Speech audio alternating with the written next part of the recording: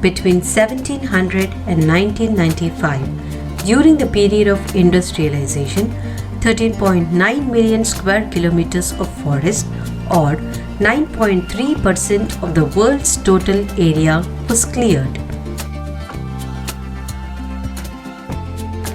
The disappearance of forest is referred to as deforestation. In 1600, approximately 1/6 of India's land mass was under cultivation, and now that figure has gone up to about half. In the colonial period, cultivation expanded and rapidly for a variety of reasons.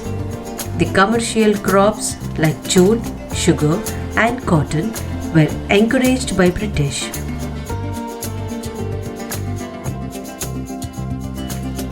The spread of railways from the 1850s created a new demand.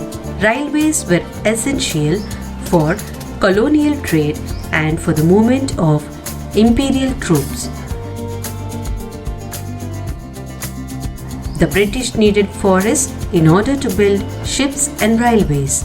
They made a German expert, Dietrich Brandis, a first Inspector General of Forest in India. Brandis set up the India's Forest Service in 1864 and formulated the Indian Forest Act of 1865. The Imperial Forest Research Institute was set up at Dehradun in 1906. The system they taught here was called scientific forestry. Scientific forestry is the system of cutting trees controlled by the Forest Department, in which old trees are cut and new ones planted. Planting one type of tree in straight rows is called plantation. The 1878 Act divided forests into three categories: reserved, protected, and village forests. The best forests were called reserved forests. Almost everything is available in the forest. The Saudi creeper can be used to make ropes, and the thorny bark of the semo tree is used to grate vegetables. Oil for cooking and to light lamps can be pressed from the fruits of the mahua tree.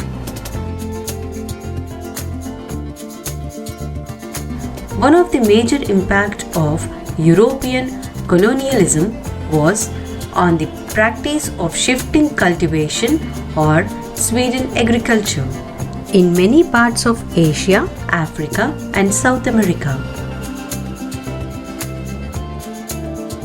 In shifting cultivation, parts of the forest are cut and burnt in rotation.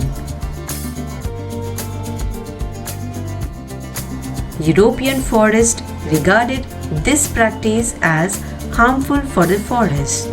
When a forest was burnt, there was the added danger of the flames spreading and burning valuable timber. The British government gave many large European trading firms the sole right to trade in the forest products of particular area. In the process, many pastoralist and nomadic communities like the Kodava, Karacha, and Yerukula of the Madras Presidency lost their livelihoods and were called criminal tribes. In many parts of India and across the world, forest communities rebelled against the changes that were being imposed on them. The leaders of these movements against the British are Sidhu and Kanu in the Santhal Pargans, Birsa Munda of Chota Nagpur or Alluri Sita Ramaraju of Andhra Pradesh.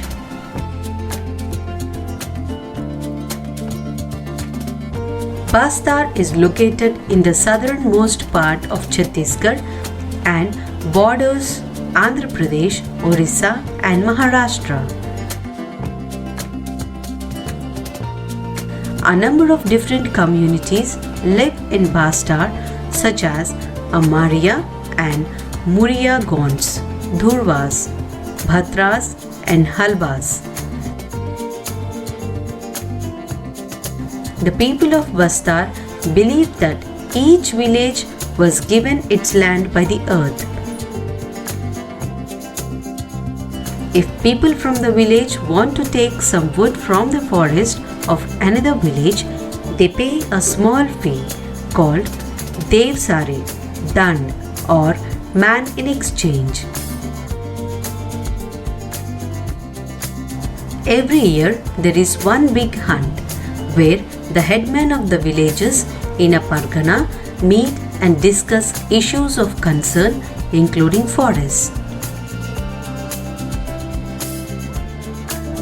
Java is now famous as a rice producing island in Indonesia.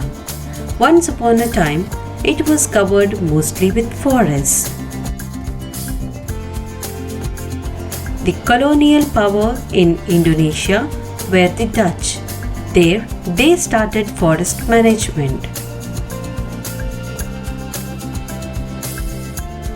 The Kalangs of Java were a community of skilled forest cutters and shifting cultivators.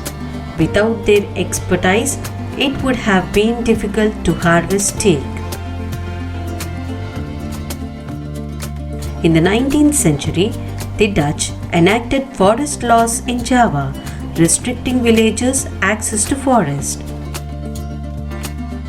The Dutch first imposed rents on the land being cultivated in the forest and then exempted some villagers from these rents if they provide free labor and buffaloes for cutting and transporting timber. This was known as Blanc Dongdian Instant System. Around 1890, Surongtiko Salmon of Randu Blangtung village, a teak forest village, began questioning state ownership of the forest. Soon, a widespread movement developed.